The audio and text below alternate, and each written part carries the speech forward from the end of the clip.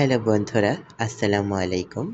আজকে নিয়ে চলে আসলাম একটা মেয়োনিজ রেসিপি নিয়ে।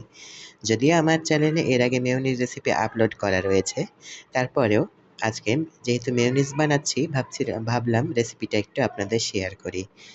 তো হচ্ছে আমি এখানে ব্লেন্ডার মেশিনে একটা কাঁচা ডিম নিয়েছি। আপনারা চাইলে সিদ্ধ ডিম নিতে পারেন যদি পছন্দ হয়। তাহলে আমার সময় কম, ওই জন্য আমি এখানে কাঁচা ডিমটাই নিয়েছি।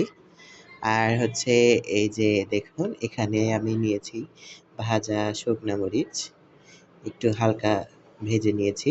আর নিয়েছি হচ্ছে ১ চা চামচ চিনি, আর হচ্ছে ১ চা চামচ গুঁড়া দুধ, হাফ চা চামচ লবণ, আর হচ্ছে ১ কোয়া রসুন কুচি করে নেওয়া আছে। এই যে ১ কোয়া রসুন কুচি করে নেওয়া আছে। তো এগুলো আমরা সব হচ্ছে এই ব্লেন্ডার জারের মধ্যে ঢেলে দিব।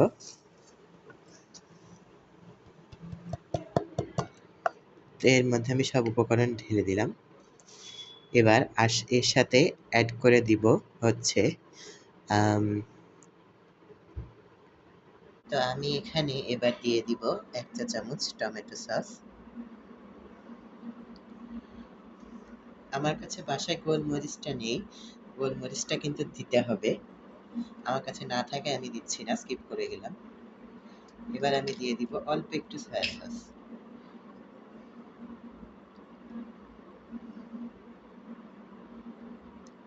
এই যে সয়া সসটা অল্প একটু দিয়ে দিলাম। এবার আমরা এর মধ্যে ঢেলে দিব প্রয়োজন মতো সয়াবিন তেল, যতক্ষণ না এটা ঘন হয়ে আসবে। একবারে ঢালবো না, কিছুটা করে ঢালবো। এবার আমি এটাকে ব্লেন্ড করে নিব। তা আমরা এবার এটাকে ব্লেন্ড করে নিচ্ছি।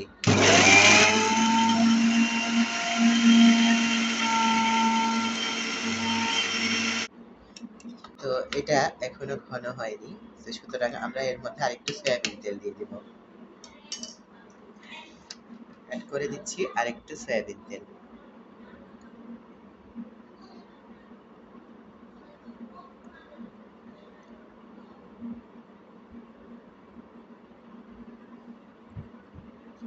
এবার এটাকে আরেকবার ব্লেন্ড করে নিচ্ছি।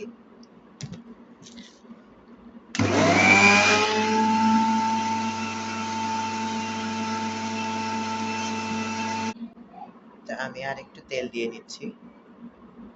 এখানে আমি মোট ৩ বার তেল দিলাম।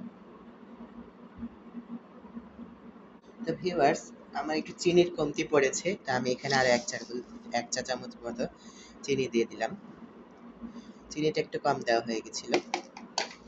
আমি আসলে চিনিটা একটু কমই খাই, ওই জন্য সবকিছুতে কম দিলাম। যেখানে কম পড়ে গেছিল আর একটু চিনি দিয়ে দিলাম। আর এবার আরেকটু তেল অ্যাড করব যাতে এটা পুরোপুরি ঘন হয়ে যায়।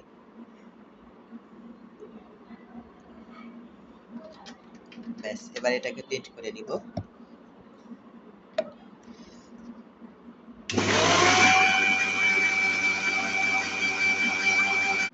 তো ভিউয়ার্স, আমার মেয়োনিজ তৈরি হয়ে গেছে। এই যে ঘনত্বটা। তো আজকের মতো এ পর্যন্তই। ভিডিওটি ভালো লাগলে লাইক, সাবস্ক্রাইব করে পাশে থাকবেন। ধন্যবাদ সকলকে দেখার জন্য।